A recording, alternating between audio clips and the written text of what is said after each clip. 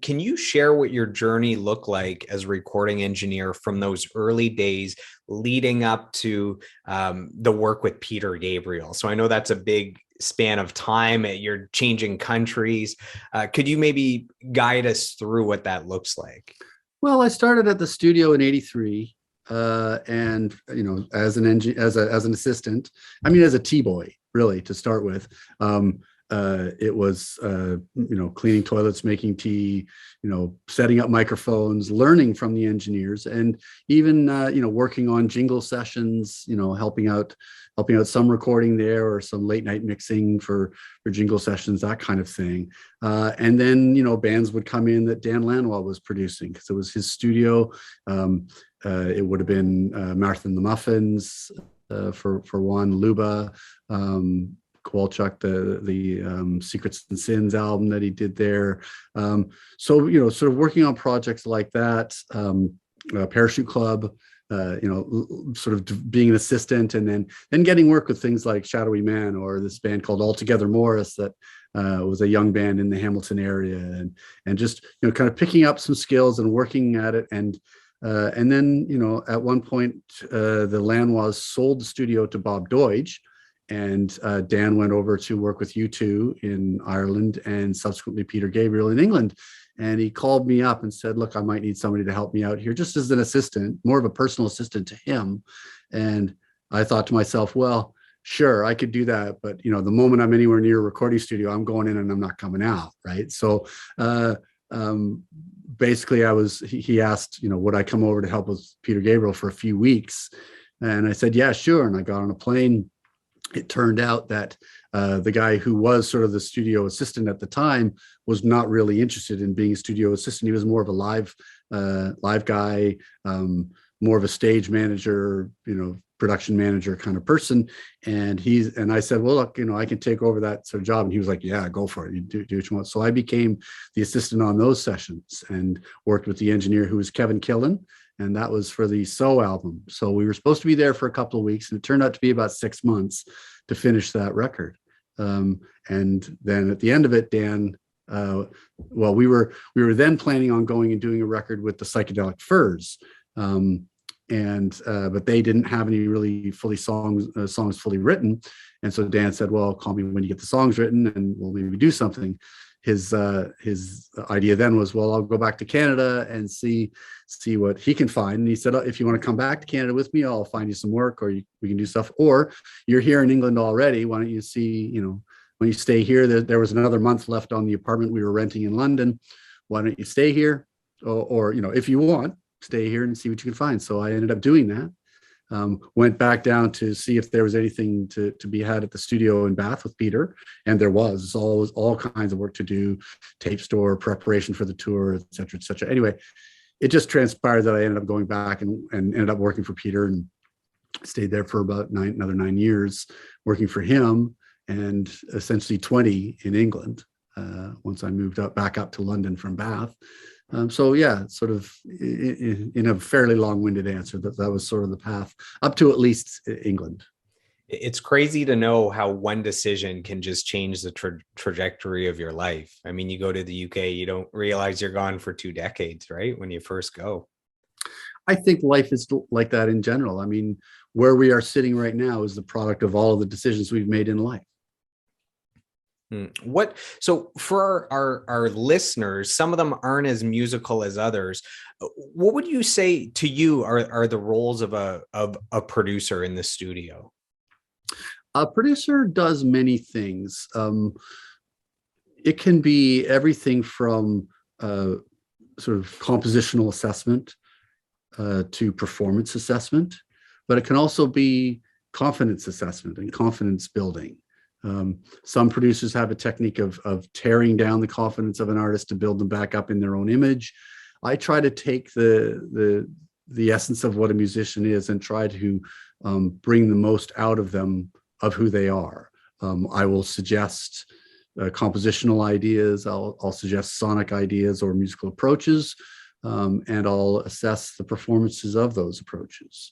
So it's multifaceted, but you do, as a producer, I think you have to fit yourself mold yourself into the position that's needed for whichever project that you're doing. Sometimes it's sitting back and really not saying much at all.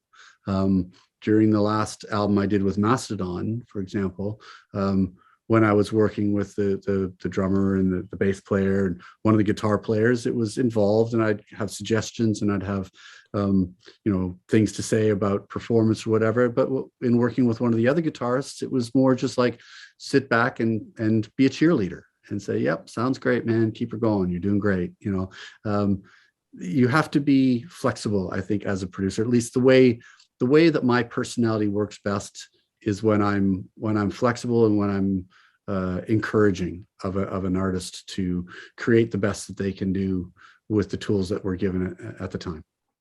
So we're going to dive into the Peter Gabriel stuff a little bit. Before that, I have another quote that's sent in here, and this is from Rich Bedeau. So this is the drummer for Finger 11 and Saint Asanya. Sure, I know Rich. So this is a little bit of a longer quote, but the entire quote needs to be read. So here it goes. David is a true master at his craft. The list of artists that he's worked with is staggering. Every band I know, when the "what producer do you want to work with" question comes up, David is always on the list. Although I haven't had the honor yet myself, that's yet, all of my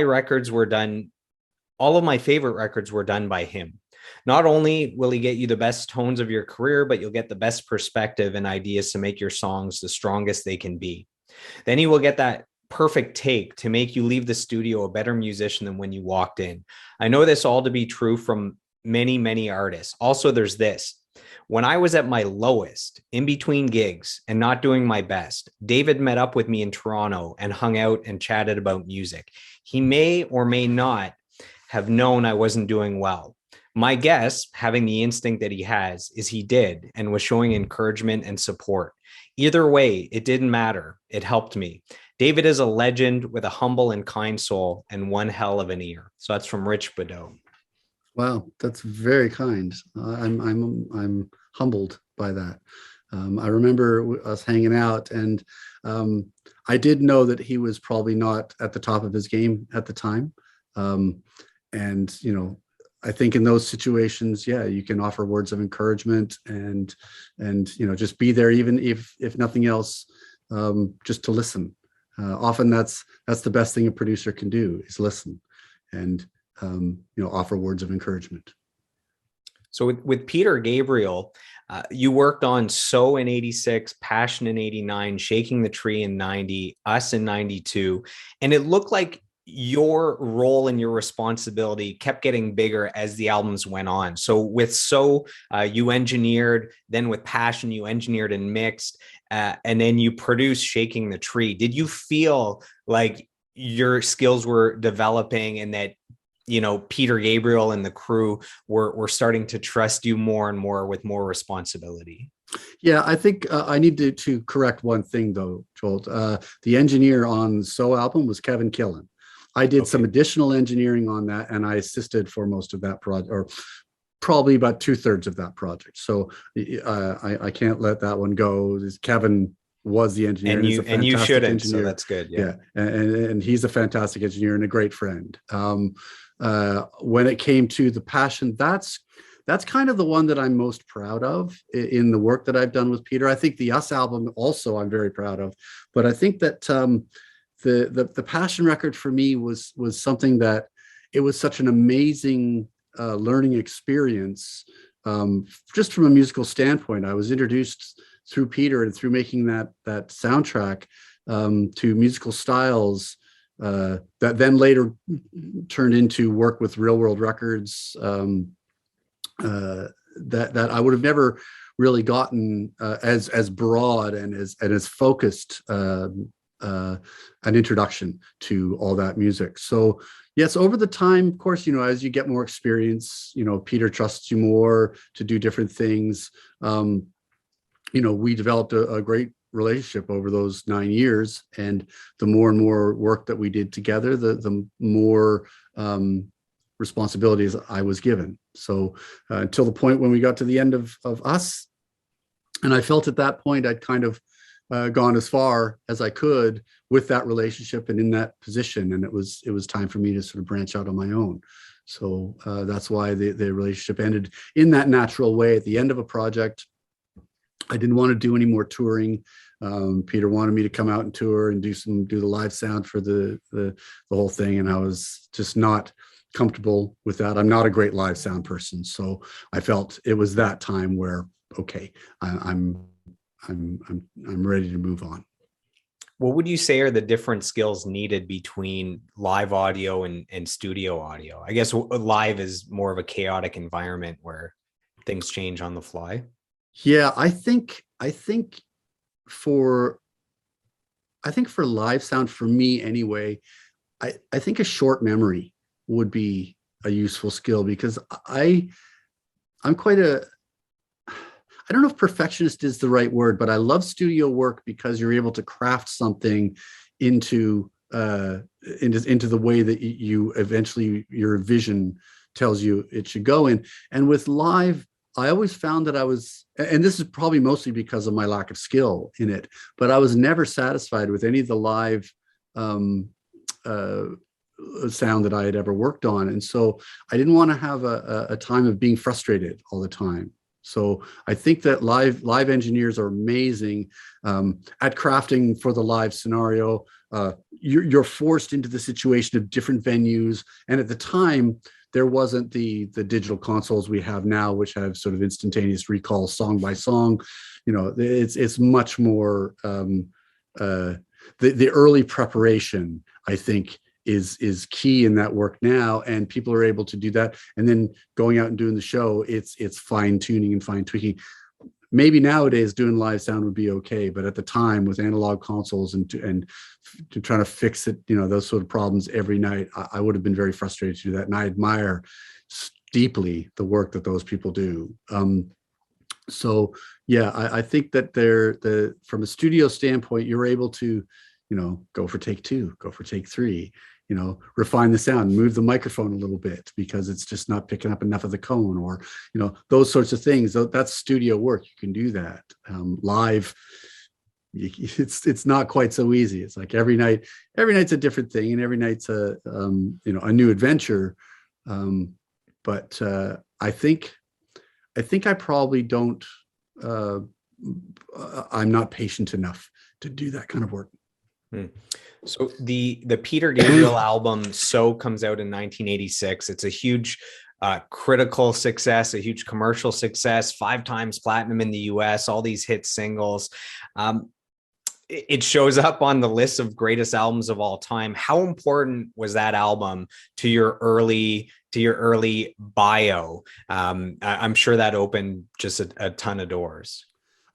Yes and no. I think that from a career standpoint, it's certainly a good thing to have on your resume, without a doubt. But for me, what I gained was the education of you know, the recording education from Kevin and from Dan. Those obviously, yes, having it as part of the bio that you have, no question, it's a plus. But I did go fairly soon after that to Los Angeles to kind of see what, you know, if anybody would take my meeting. And I didn't find that it was as much of an asset as I thought. It was an asset for sure, but I was pretty young. So they're still like, okay, what else you got? You know, so it was only after a few more successes of things like that where people like, okay, he's the real deal. I guess because you were assisting more on that album. It's once Sure. you got to engineering, mixing, and producing the Peter Gabriel albums, maybe that's where the Peter Gabriel name really stood out. Yeah. The work that I primarily did on those, for sure, were yet another. Just, I mean, the great thing, if you have a resume that starts with a project and then you continue to do other work with that respected an artist, then that will obviously show that person who is that respected respects you. So that way you're able to prove that, yeah, I did just this one project, but then I did these 3 others, and I wouldn't have done those 3 others if that person hadn't thought I was worthy. I guess that's the equivalent of a normal resume where it shows you've worked at the same place for 5 years. That looks better than someone that's hopping around all the time. So Sure. I've never thought of it that way. But I have another quote here, and this is sent in from someone you know, and they actually talk about the So album from Peter Gabriel. So this is from Grammy-nominated producer Dan Broadbeck. So worked with the Cranberries and the Salads. When I was 18 and I took audio engineering in London, he came in as a guest lecturer for my class. That's how I know him. So this is what Dan Broadbeck says. We've only met once at a dinner in LA in 2020, but we have many mutual friends, and I've mixed something for his Make Music Matter initiative. He's worked with a grad of mine, Darren McGill, a lot, and he speaks very highly of him. Funny story. At that dinner 2 years ago, Garth Richardson, who's also an amazing producer, was there at the end of the meal. Garth, who is a very good friend, asked for 2 Desert Island albums, and one was So by Peter Gabriel, and David engineered that. I'm not one to be a fanboy, so I didn't say anything to him about it, but it was quite cool. It was our last night at the NAMM show, and I was staying through the next week because of the Grammy nomination with the Cranberries. I have mad respect for David and the work that he's done. So it's Dan Broadbeck. Thank you, Dan. That's very kind. You made one of his favorite albums of all time, but he was too shy to say it. I worked partly on it. Yeah, no, Dan and I, that was a lot of fun, that dinner. That was at the NAMM show. In fact, I think actually when we got back, my engineer and I, Ryan Cambridge, we went there, we came back, we both got very sick coming back from that. And there was no real information on COVID other than, messages that this thing was coming over from China. But we believe that it's quite possible that we had one of the first cases coming from NAMM. You go to NAMM, you always catch something, but this was particularly bad. So I don't know if we caught it at that dinner or somewhere else, but yeah.